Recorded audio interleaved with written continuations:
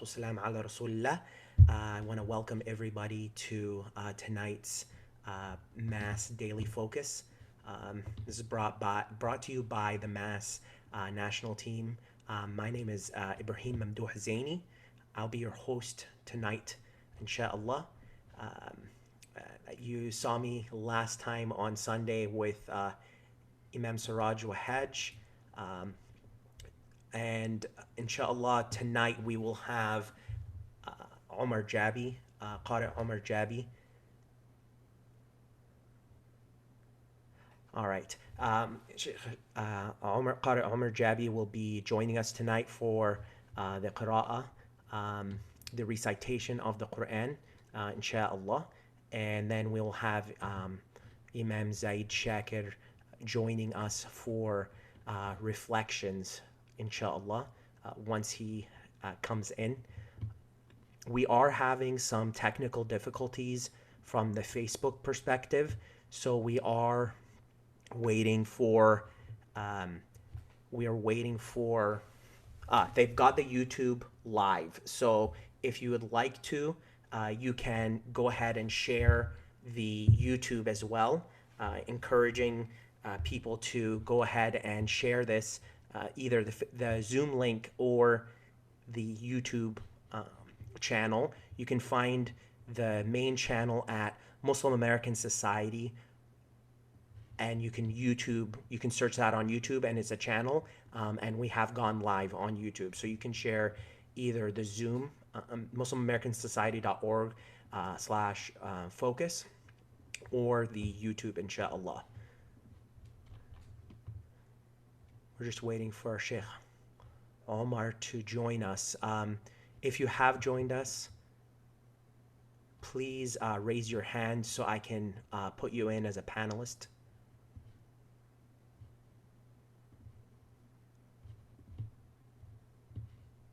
Yes. Yes, Sheikh Omar, if you can go ahead and raise your hand, just Sheikh Omar at this time, so that I can see if he's in the chat already, so that we can go ahead and get started with the qira'ah tonight.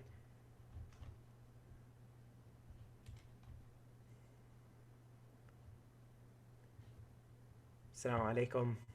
Welcome from Orlando. So just waiting now. If you guys want to, we can take the opportunity to interact with one another on the chat while we wait for Sheikh Omar to join us, or Imam Zaid, and we can go from there, inshallah. Houston, Texas. Jazakallah khair. Welcome. Alhamdulillah, the weather, subhanallah, the weather in Florida has been very interesting. It's been somewhat rainy the last few days, and overcast.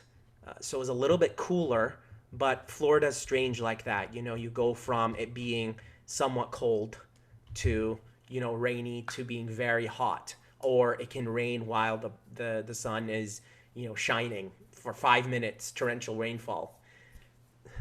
Assalamu alaikum, Sister Lorena from Mexico City. Assalamu alaikum, Sister Alat from Orlando. Jazakallah khair. Thank you for the dua. Inshallah, everybody's doing well.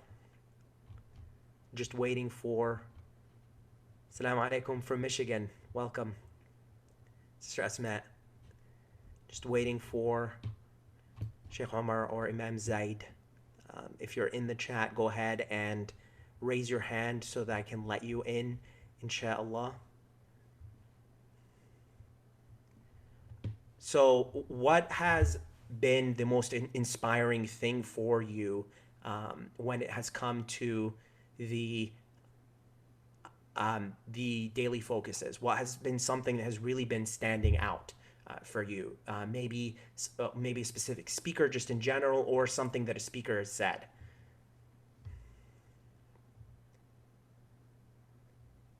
Assalamu alaikum. Abu Nadal from Titusville, welcome. And Sister Linda from Colorado. Subhanallah, blizzard today. the speakers today, inshallah, we have Sheikh Omar Jabi will be the qari today, and we will have Imam Zaid Shakir being the featured speaker, inshallah. So the question is, what has been something that has stood out to you from the perspective of some of the reflections that any of the panelists or the people that have joined us on the Daily Focus? What is something that really stood out to you?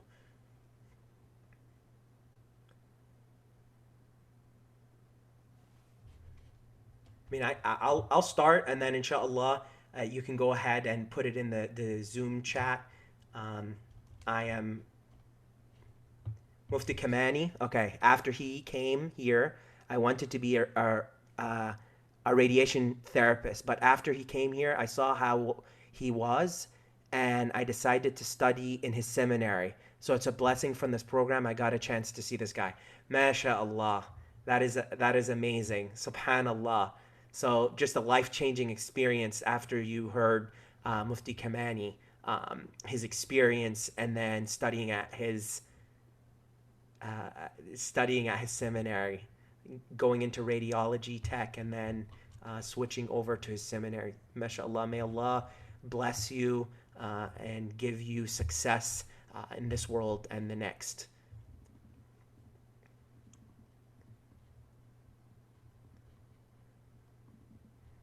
How about anybody else? Any kind of reflection or anything? I loved how a bunch of the speakers and panelists share reflections on Quran Reflect, where we can continue to engage. So, Brother Amir Abbas is actually, he's a mass member, and he actually, I'll call it, it's not a shameless plug, it's a good plug for Quran Reflect. And mashallah, he took on the task of how do we interact with each other in our smaller groups. And when someone is talking about the Quran in even a family setting or in a halaqah or in a jum'ah, and just someone has shared that reflection, it's something that's really touching and moving. So Brother Amir actually came in and he said, this is my project and this is my passion. Let me Amir, do you want to maybe talk about it a little bit, since we have the opportunity, waiting for Imam Zaid and we're waiting for Sheikh Omar? Do you want to talk a little bit about Quran Reflect? If you have your camera ready to go and your microphone, etc. You can just write it in the chat, inshallah, if you like to talk about it. I mean, I'll plug it as well. So I met Amir a few years ago. um, it's okay, Amir. We'll forgive you, but I think that Quran Reflect is worth it for sure. So when you see some of us sharing our screen, you'll find that Quran Reflect is coming up, and it's something that's kind of shared in the chat a lot. So Quran Reflect is a website, and what I'll do is I'm going to go ahead and have Amr Abbas just join us as a panelist, inshallah, so you can kind of talk about it a little bit in anticipation, inshallah, of Imam Zaid and Sheikh Omar joining us, inshallah. Okay. Assalamu Assalamu alaikum. You're embarrassing me. No, man, go for it, man. Okay. This is the essence, inshallah. Since we're using Quran Reflect and it's your baby, so to speak, I think you you have the opportunity, inshallah, to kind of share, inshallah. Yeah, it's actually I would call it should be everyone's baby, inshallah. I want Yes. everyone to consider it their project and share their feedback. Yeah. Um, but the idea here is that everyone can share their journey with the Quran, share their experience, and experience the Quran through someone else's, perspective. So, yeah, and one of my favorite people who write here is Sister A. Siddiqui, Brother Sajid. They write some really nice reflections. She's a convert and a housewife and a mom, and you see really the world the Quran through her world, right? Similarly, Sajid is a student, and he's also referring here to, for example, Brother Wa'il. He's mentioning Brother Wa'il, who also has a bunch of awesome reflections here. He's an old timer in mass and shares great reflections. So it's really a platform. It's like social media meets Wikipedia to serve the Quran. So you can search for any ayah or surah in the Quran. You can plug in the numbers or the words in any language that we support, and you can just start reading about it. So I'm gonna do 2 ayahs of Surah Al-Baqarah, and then also compare it with Al-Imran, some ayahs from Al-Imran, and I can see them side by side, and or read different ayat talking about the same theme. I can put them side by side and either write my reflection or see what others are writing, right? Like, for example, I came across a reflection for Sheikh Omar Suleiman, and a reflection for myself, and Sajid again. And so it's inshallah, it's really beneficial, but it's also designed to be the experiences that we're used to, right? You can look for a person using the at mention that you like. Someone mentioned qalam, so Abdul Nasser is you can find his reflections, Abdul Nasser Jenga.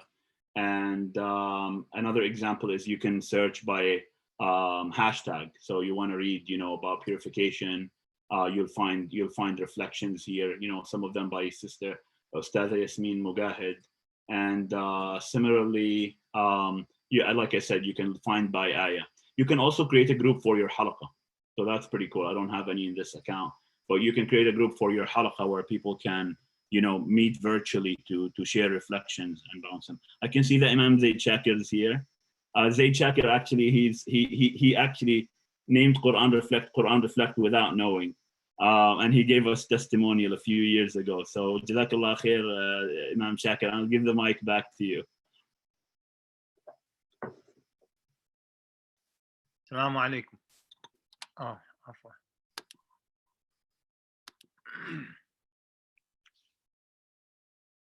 Assalamu alaikum wa rahmatullah wa barakatuh. Assalamu alaikum wa rahmatullah. Alaikum assalam wa rahmatullahi wa barakatuh. Jazakallah khair for joining us, Imam Zaid. Barakallahu feekum. Truly appreciate it. And Amir with Quran Reflect, subhanallah, like you said, he was saying that you named Quran Reflect and you didn't even know it. So Jazakallah khair. Very much appreciate it. Shukran, Jazakallah khair. So Imam Zaid, Jazakallah khair for joining us today. I'll open the floor to you, inshallah. Please, share some thoughts and reflections about, this time, inshallah, rising up to action, inshallah. Jazakallah khair. Assalamu alaikum wa rahmatullah. Bismillahir Rahmanir Rahim. Alhamdulillahi Rabbil Alameen. والصلاة والسلام على سيد المرسلين سيدنا محمد وعلى آله وصحبه وسلم تسليما كثيرا. السلام عليكم ورحمة الله. Excuse me. Assalamu alaikum wa rahmatullahi wa barakatuh. Alhamdulillah, it's a great honor to be here, and it's good to see the Quran Reflect now out there in the world.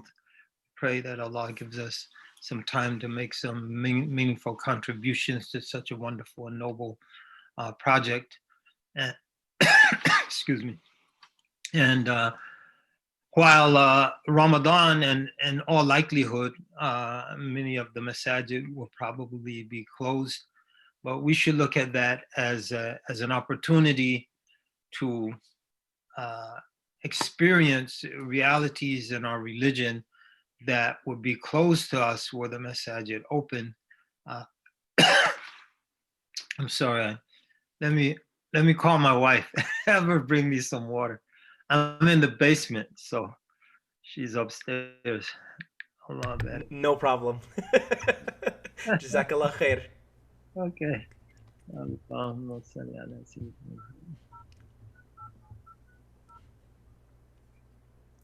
So in any case, well, I already called her. Alhamdulillah. It rain warm water. So, so oh, she heard me on the broadcast. Anyway, so Allah opens up different doors for us to approach Him. We had an earlier, just about an hour ago, hour and a half with another group, and in the context of what was mentioned there was one of the sayings of the earlier Salaf, the ones who the Zuhad, they would say, يعني مخالفة دواك عفوا مخالفة هواك عين دوائك, that opposing the inclination and comfort of your soul is the essence of your cure, the essence of your medicine. And so we become very comfortable with the masajid. And of course, that's a good thing. It's not a bad thing. But we can become comfortable. We see the same faces there. We engage in the same conversations there. We have a certain level of comfort. And so not being able to get into that comfort zone while we're fasting during the month of Ramadan, it opens up new ways for us to understand the religion and new ways for us to benefit. So, and new ways for us to really imagine the power of Ramadan. If you see all of the masajid as lighthouses, so in a particular area, and that light is very powerful in Ramadan. But now we're going to be in our individual houses, so now there'll be hundreds of lighthouses, and it's an opportunity to review the Quran. And so the men of the home will have an opportunity. Now they're the imam leading their own jama'ah and tarawih, and that's not unprecedented. We know when the Prophet sallallahu alaihi wasallam, Umar bin al-Khattab radiallahu anhu, when he gathered the people behind one imam, they were praying behind different imams. And so the idea of having many different imams for Taraweeh is not something unprecedented. And the compulsion in terms of being compelled to stay at home now puts those many imams in many different locations. And so if we could see from outer space with our, not x-ray vision, but with our heart vision, we would see all of these lighthouses now. One form, there's one, and the people are gathered there now. The people are gathering here, 5 in this home, maybe 6 in this home, 4, 2 in this home, and they're all praying to Allah. And all of these imams have an opportunity now to review the Quran themselves, even if it's doing what they do in Turkey. Many of the masajid for Taraweeh, they do 20 rakats. They just go through the last 20 surahs of Amma Yatasa'alun, I think from about Watini was Zaytun to Surah An-Nas. And each rak'ah of the 20, they read a surah. So maybe that's what some of the new imams can do, but there's barakah and blessing in that. And so whatever we're able to do, some will be able to do the entire Quran. Some will maybe do Surah Baqarah, read 5 verses in each rak'ah, or whatever it might be, or even one verse, and just progress 20 verses at a time through Surah Baqarah, whatever Allah Ta'ala makes easy. But the benefit, the cohesiveness of the families, many of the women folk don't get an opportunity to pray Taraweeh. Now, with the Imam right there at home, now it's easier to gather all the women folk. Now our sisters who are very adept at preparing these wonderful, delicious meals won't have to cook for like 100 brothers, like Salma, يعني الإخوة يأتون ما شاء الله هات المقلوبة ومنسف و يعني بسبوسة وكنافة في ليلة واحدة. and she's in the kitchen all day. Now she can take a break and join with the family for Taraweeh. So there are a lot of openings that Allah subhanahu wa ta'ala is giving us. So we shouldn't be saddened by the situation. We should look for the new opportunities, the unique opportunities that Allah is affording us. In terms of rising, a rocket takes off from a pad. Probably a rocket couldn't take off in a swamp because the earth is too soft, and the force of the rocket engines will probably just beat a hole in the ground, and the thing would just sink into the ground because of the sheer force of the engine. So you need a solid pad. You need reinforced concrete reinforced with steel, and high quality concrete, not something that's going to shake under this, or crack rather, under this tremendous pressure. And so for us to take off and to get moving into action, we need a foundation. And that foundation is the strength of our ruh and the quality of our nafs. So a nafs that's ascended above the nafs, Imam Ghazali refers to as nafs al-shahwaniya, bahimiya, the lustful bestial nafs, or what sometimes in the Quranic terminology, an-nafs al-lawwam, an-nafs al-amaratu bis-su', the nafs that commands that which is vile, naturally inclines towards that which is vile because it's unrefined and untrained. So we want to ascend above that.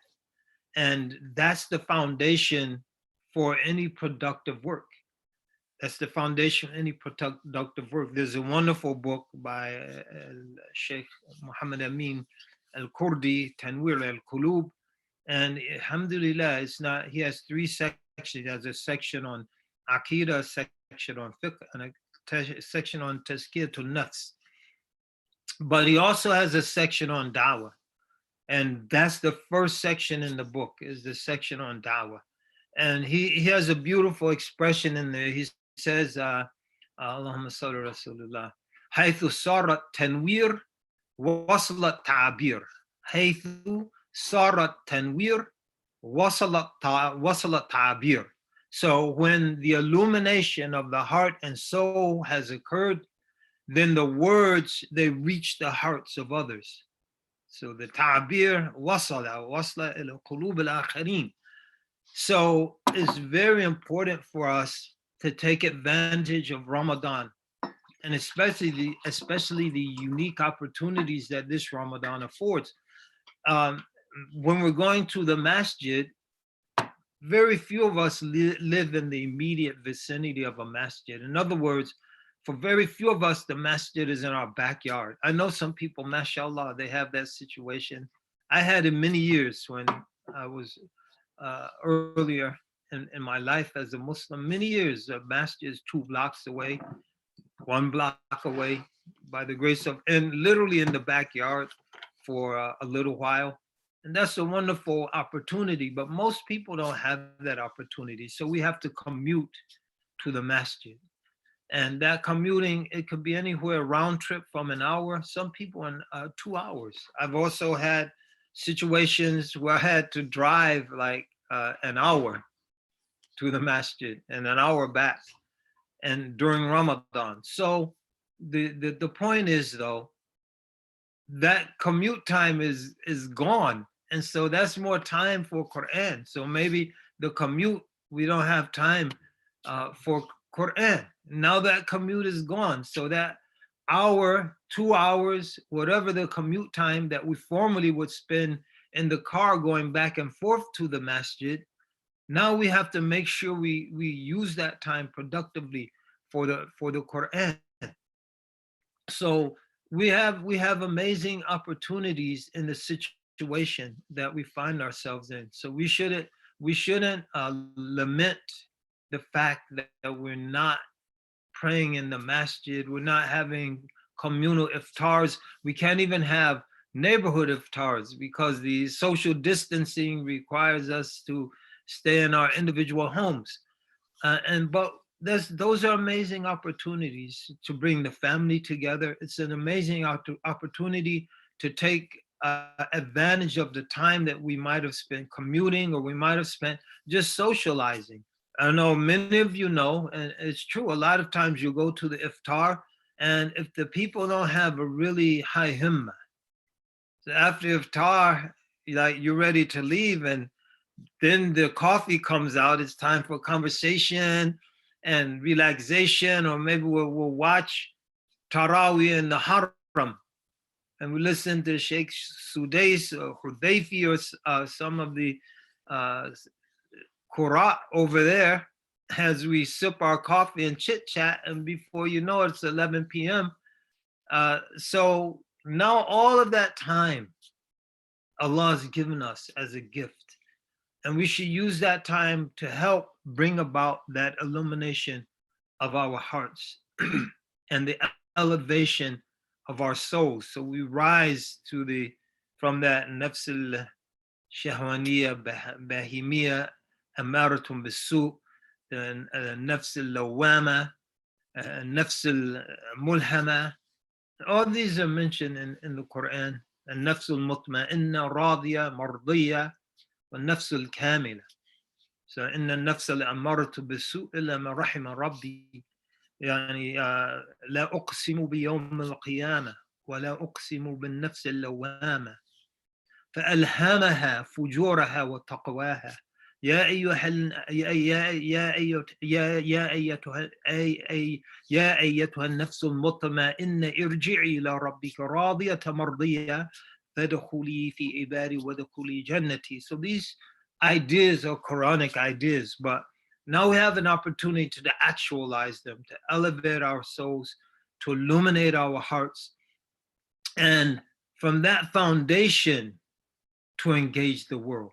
And so this Ramadan it's a gift from Allah subhanahu wa ta'ala, because if we are still, the masjids are locked. It's like Ghari Hira. We have an opportunity to go into the cave and to really strengthen ourselves. And then after Ramadan, we get into June and July, and things are opening up. And so now we go back out into the world, having been in our personal Ghari Hira, and having witnessed what will surely be opened up for us. You'll find amazing secrets opened up. And to have that opportunity to really rid ourselves of our being chained to physical reality and enslaved by created things, and to really cultivate a deeper relationship with our Creator. And now when we go back, and we have to go back, because as we mentioned, the book Tamwil Qulub, it's not about, we're not monks. We have periods, we have khalwa, we have i'tikaf. And one person asked me in the earlier session, which was with another group, how will I do i'tikaf now if the masjid is closed? I said, find a nice empty room in your house. And it's preferable for sisters to do i'tikaf at home anyway. So this is an opportunity to really turn in, and to really purify ourselves, to reflect on the deeper mysteries of the fast. And I was reading a book. In fact, I have it here. I could put it before the screen. It's Aswar al-Arkan al-Islam by Sheikh Abdul Wahhab Sha'rani, the great Egyptian scholar.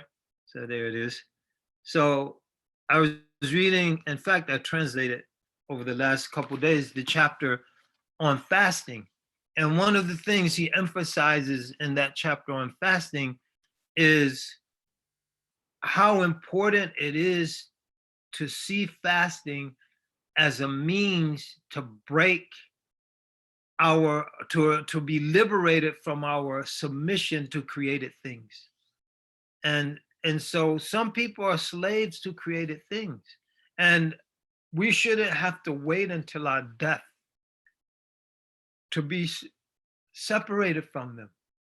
And so the person, it says, "Ma aghna anni maliya," يا وأما من أوتي كتابه بشماله فيقول يا ليتني لم أوت كتابي ولم أدر ما حسابي يا ليتها كانت القاضية ما أغنى عني مالية هلك عني سلطانية.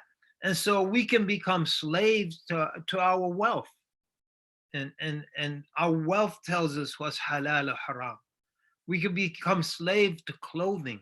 We could become slave to cars. We could become slaves to gender. We could become slaves, and those things tell us what's right or wrong. Those things determine what's haram or halal, and not Allah subhanahu wa ta'ala. But our religion is submission, and we don't submit any other time like we submit in Ramadan. Inna ad-din 'inda Allah al-Islam. The best translation would be the religion with Allah is submission. It's not peace, it's submission. And that deen and Allah Islam. So we submit to Allah subhanahu wa ta'ala. And submission doesn't take place at any other time like it takes place in Ramadan. Because Allah, normally we get up when we want. Now we get up early for suhoor. That's from the sunan of the fast. We normally, after we pray Isha, read a little Quran, maybe pray 2 or 3 rakats, we go to bed. Now we stay up for Taraweeh. Sorry about that. So now we don't go to bed when we want. We go to bed when Allah wants. We go to bed when Allah wants. And normally we wake up maybe half an hour, 45 minutes before Fajr, make wudu, pray a few rakats, then pray Fajr. No, now we wake up an hour and a half before Fajr. So we can eat something to sustain us throughout the day. And so all of these things we're doing, normally if we're fasting, we might be busy at iftar time and we break our fast. Now we hasten to break our fast because it's the sunnah of our Prophet sallallahu alaihi wasallam. Once we have confirmed the sun is set, we hasten to break our fast. So for 30 days and night, there's so many small, intricate things that we're only doing based on the commandment of Allah. And this brings us back to, it reunites us with all of the creation who are in submission to Allah subhanahu wa ta'ala, except humans and jinn. And so it brings us back into accords with the natural order of things. And once that's happened, now we're prepared to give, we're prepared to go out, we're prepared to make da'wah, we're prepared to speak on behalf of the religion, because we're speaking not from our vain desires, we're speaking from a heart that's closer to Allah subhanahu wa ta'ala, a heart that's more firmly attached to Allah subhanahu wa ta'ala. And so our words now, they don't come from our minds because we're thinking, oh, this will be good.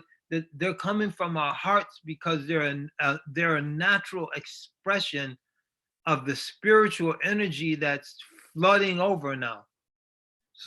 So if we're not in that state, what do we have to offer? Because if our hearts are not in a position to touch the hearts of others, so as the Arabs say, فَقِدُ شَيْءٍ لَا يُعْطِيهِ, the one lacking something can't give it to others. The Prophet, he was able to light our fire, the fire of our faith. Why? Because he had a fire. And that fire is mentioned in the context of da'wah. So when we talk about illuminating the heart, we talk about a fire burning in our heart. This shouldn't be something strange, nor should it be seen as something, oh, we're just encouraging people, just stay home, make dhikr all day, be a nice, good Sufi, as if Sufis weren't involved in da'wah, and just isolate yourself from the world. No, strengthen yourself so you can better engage the world. So anyway, so the Prophet sallallahu alaihi wasallam being referred to as a lamp, as a source of light, is a very spiritually contextualized expression. But what comes before it? See, we can't divorce it from what comes before it. Ya ayyuhan nabi, inna arsalnaka shahidan wa mubashiran wa nadhira wa da'iyan ila Allah bi'idhnihi wa sirajan munira. So that siraj is preceded by the warner, is preceded by the giver of glad tidings, by the bashir, by the shahid. And we can't be a shahid if we're isolated in the four corners of our house. Who is there to witness us? Shahidan wa mubashiran, and a giver of glad tidings. Like, we don't tear people down. We give them glad tidings. This خياركم في الجاهلية خياركم في الإسلام إذا فقهوا. Like, the best of you in Jahiliyyah, you could be good people. If you were Muslim, you'd be the best of people because you have good qualities while you're not a Muslim. Bashiran wa nadhiran, and to warn people. But if we're not amongst the people, we can't warn them. And so arise and warn, as the Prophet was told. Kum wa anzir. And so it's time for us to warn people. Most of us are being wada'iyan ilallah, and a caller to Allah. And this is why it's so important to prepare ourselves, because once we go out in public, we're going to be a caller or we're going to be called. Today, most of us are called. And the proof of that is some of us are shy to express an historical Islamic position. In other words, a position the Ummah has agreed on throughout its entire history. But because we've been called to other people's aqidah, to other people's taw'iyah, to other people's way of seeing and thinking and being and doing, we be hesitant. We say, oh no, if I said that, they might think I'm homophobic. If I said that, they might think I'm transphobic. If I said that, they might think I'm misogynistic. If I said that, and so we have all of these considerations, and not to say that in particular contexts, those things might not be a benefit, but just to say we have so much of it swimming in our head sometimes that the foundation to make da'wah was da'iyan ilallahi, bi'idnihi, by the command of Allah. Idham here, bi'amrihi, was sirajan munira. Because why? We have a fire burning inside of us. We have a light inside of us. And that light was lit from the siraj of Muhammad sallallahu alaihi wasallam. All of us are like candles that were dipped and dipped and dipped in that light. And no matter how many candles, the billions, maybe trillions of Muslims that have lived since the time of Muhammad sallallahu alaihi wasallam, we are all candles lit from the lamp of Muhammad, and our candles, those trillion, have never diminished from the original intensity of that light. Sallallahu alaihi wasallam. So once our hearts are illuminated, إذا وصلت إذا صارت تنوير وصلت تعبير. So now what we say now will be impactful to people's hearts. It will touch people's hearts. What we say will move them.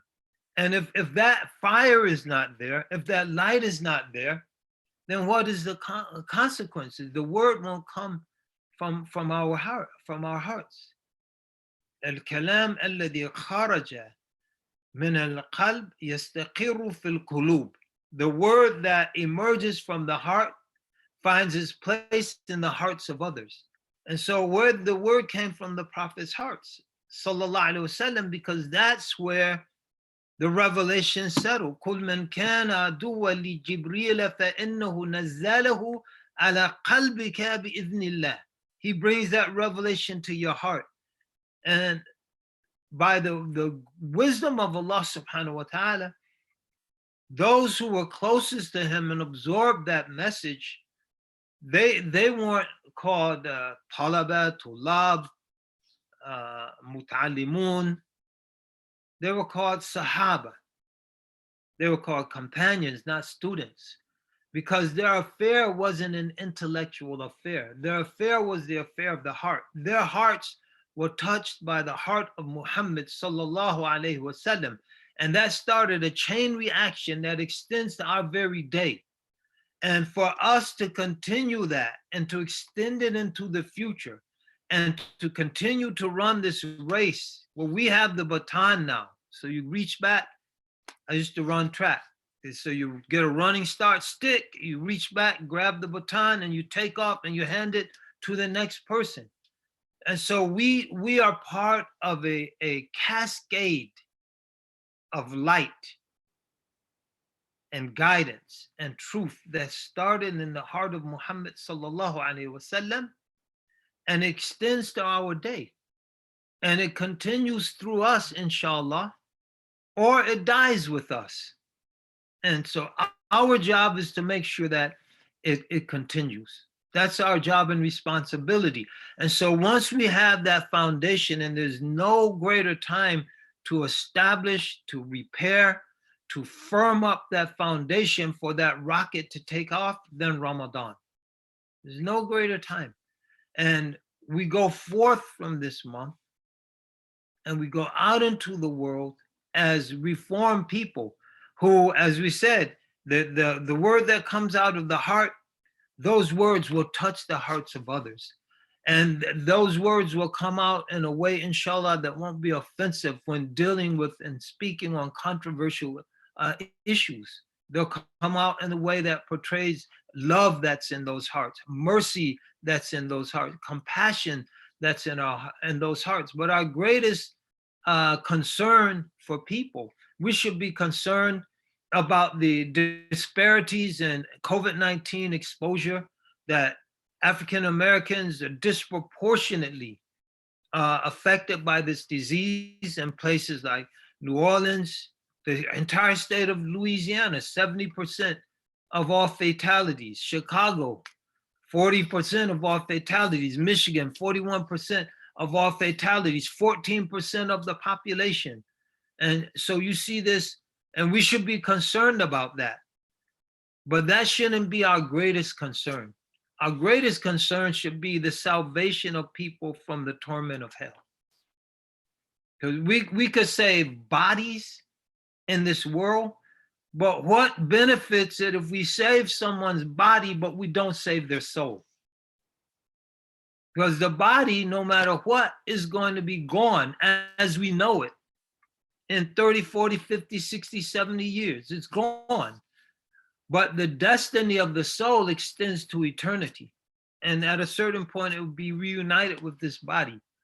But salvation is something that benefits a person for eternity. Worldly liberation is something that benefits a person for a decade or two or three, maybe four.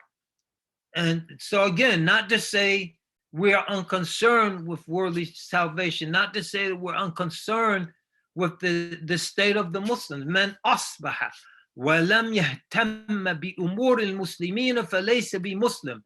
One who wakes up in the morning and is not concerned with the affairs of the Muslim is not a Muslim. So we're not saying that at all. What we are saying is that our greatest concerns should be salvation. And this is what Allah, the culminating act of Ramadan.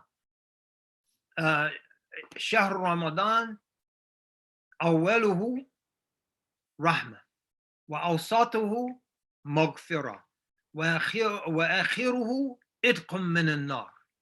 So the first part is mercy. All of the month is mercy. The gates are flung open. They're not of mercy. They're not closed until the month is done. But emphasis is the first part, the emphasis on, excuse me, on the mercy. The second part, the emphasis is on forgiveness. And the last part, the final part, is liberation from the hellfire.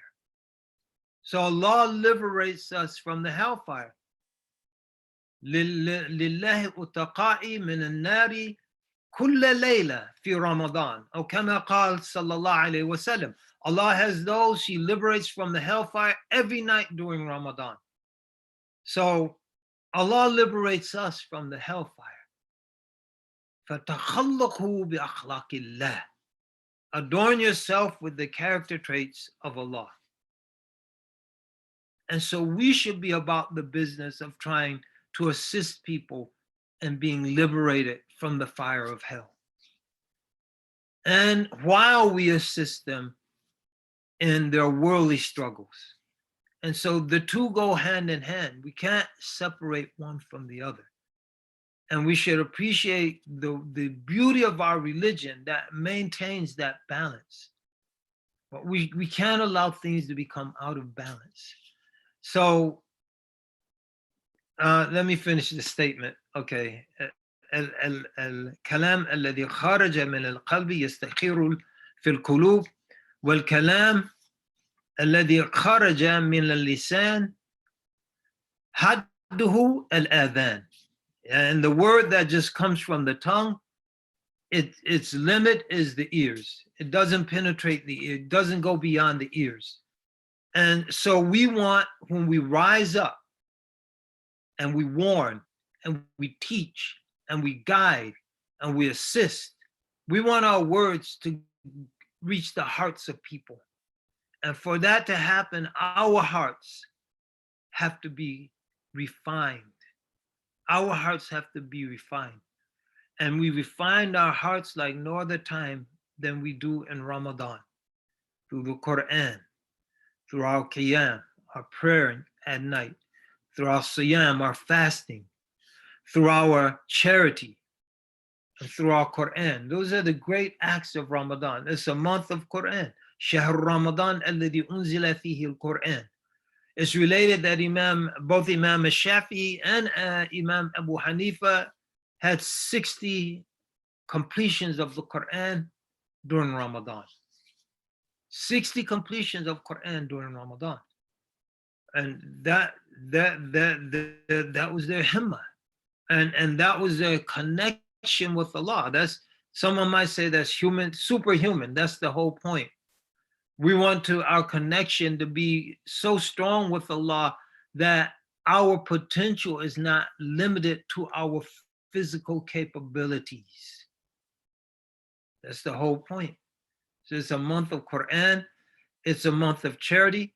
كان رسول الله صلى الله عليه وسلم أجود الناس وأجود ما يكون في رمضان حين يلقاه جبريل فيدرسه القرآن. The Prophet ﷺ was the most generous of people, and he was especially generous in Ramadan. So, Quran, charity, fasting, of course. كتب عليكم الصيام كما كتب على الذين من قبلكم لعلكم تتقون. Prayer. So, standing for prayer at night. Those are the great acts of Ramadan. And the purification, the purificatory power of that combination, the illuminating power of that combination is beyond our means to adequately describe. We could not adequately describe it because it's the synergy created by those four is difficult to define in human terms. And so we encourage all of our brothers and sisters to lay that base during Ramadan with your Quran, with your fasting, with your qiyam, with your sadaqah, with your charity. And after that, when we hit the streets and we hit the campuses and we hit the workplace, or we'll go out there carrying a message. We'll go out there carrying a message. And if people are more, or let me start over. There's probably no other time in our lifetime when we see the failure, and you can talk about this now and no one thinks you're some kind of hot-headed Muslim radical fundamentalist delusional fool.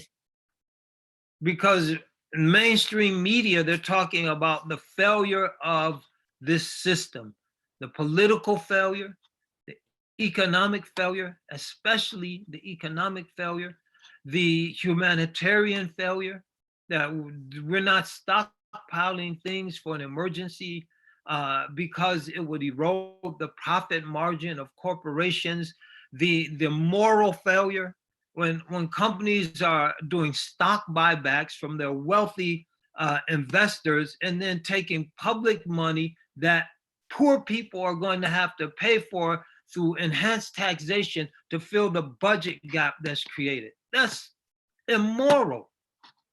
These are all failures. And in the face of these failures, people are prepared to listen to you, brothers and sisters.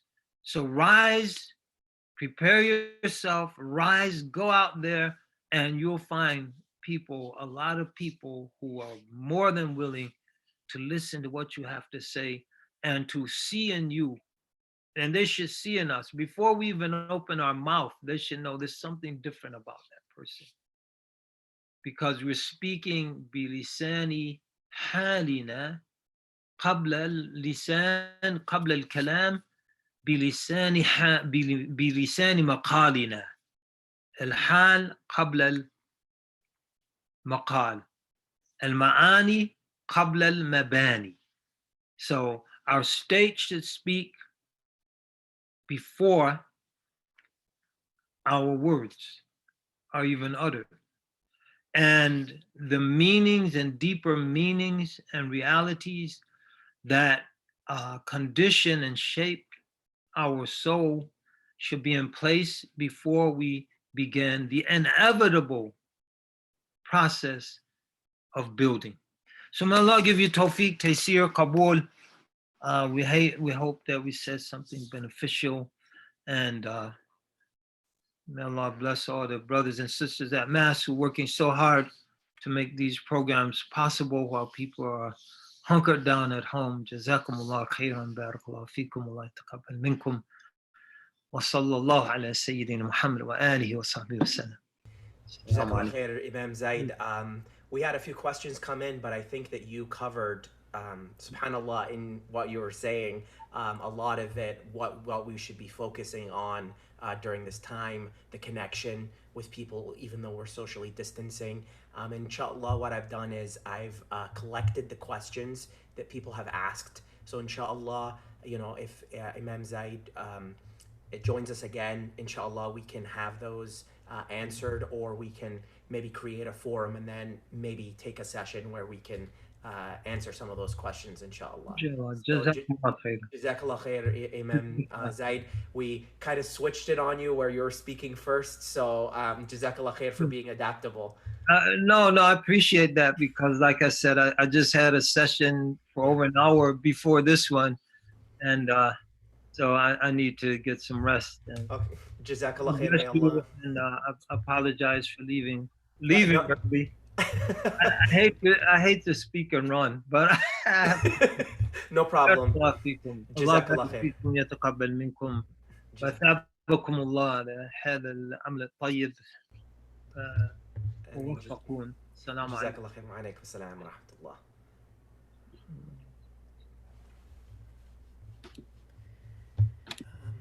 All right. Assalamu alaikum wa rahmatullah. Inshallah, everybody's doing well. So we did have a little bit of a change.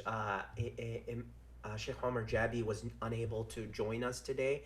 So inshallah, my name is Ibrahim Mamduh Zaini. So the Mamduh Zaini part of that is my father, who's Jazallah Khair, is next to me. And inshallah, he's going to be reading from Surah Ar-Ra'd, or of thunder. Inshallah, I have gone ahead and shared the screen so that you can have an opportunity to look at it, inshallah. أعوذ بالله من الشيطان الرجيم أفمن يعلم أنما أنزل إليك من ربك الحق كمن هو أعمى إنما يتذكر أولو الألباب الذين يوفون بعهد الله ولا ينقضون الميثاق والذين يصلون ما أمر الله به أن يوصل ويخشون ربهم ويخافون سوء الحساب والذين صبروا ابتغاء وجه ربهم وأقاموا الصلاة وأنفقوا مما رزقناهم سرا وعلانية ويدرؤون بالحسنة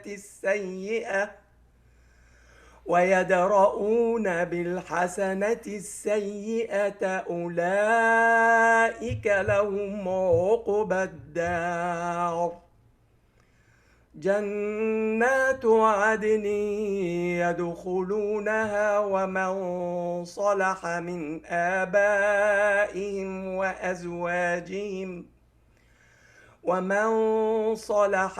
آبائهم وأزواجهم وذرياتهم والملائكة يدخلون عليهم من كل باب سلام عليكم بما صبرتم فنعم عقبى الدار صدق الله العظيم. Jazakallah khair. Inshallah, I'm going to read the translation now. Jazakallah khair.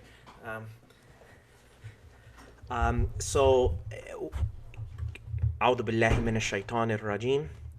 Can the one who knows that your Lord's revelation to you is the truth be like those who is blind? None will be mindful except people of reason.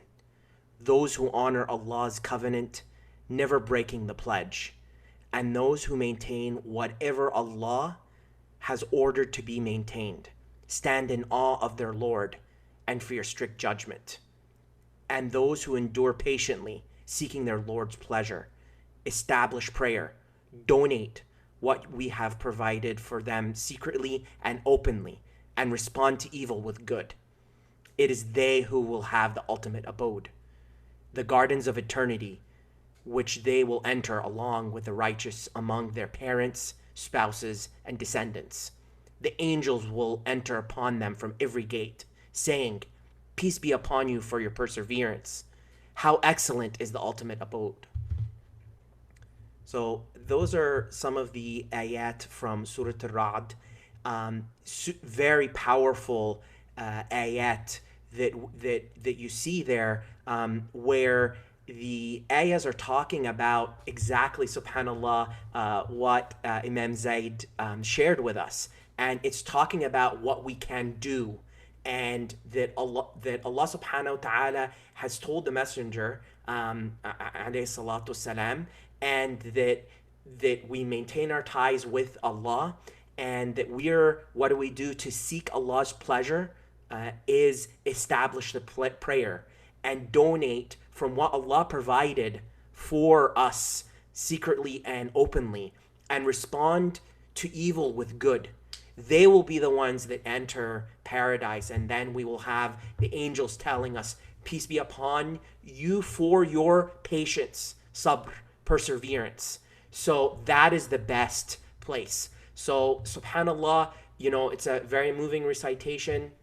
We're in these challenging times, that we have the recipe. Surah Al-Ra'd tells us that what we will be getting in focusing on what Imam Zaid was telling us about, and it comes from Surah Al-Ra'd and from the other surahs, that we have the guarantee that we will, when we do this for Allah subhanahu wa ta'ala and persevere, that Allah will grant us that Jannah, that paradise. So we ask Allah to guide us, keep us on the straight path, allow us to perform those prayers, give from the charity, and really be able to focus this Ramadan, keep the connection strong with our families, check in on them. Socially distancing doesn't mean socially isolating. We have this opportunity to contact our relatives, our extended relatives, our aunts and uncles, if they're alive, doing that salat rahim, doing that connection, doing that birr al walidain. If your parents are alive, connecting with them. If they've passed away, making dua for them, making charity in their name. We have this opportunity, this grand opportunity in front of us.